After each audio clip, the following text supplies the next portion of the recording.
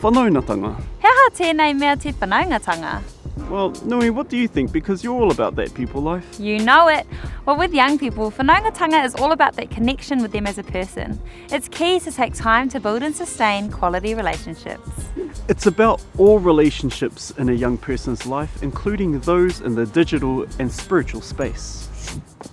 When whanaungatanga is prioritised, we invest in high-trust relationships that are authentic and mana-enhancing.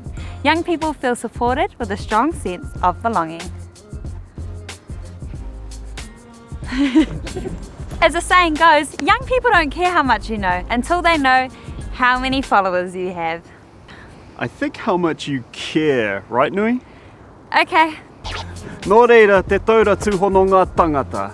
ngā mihi.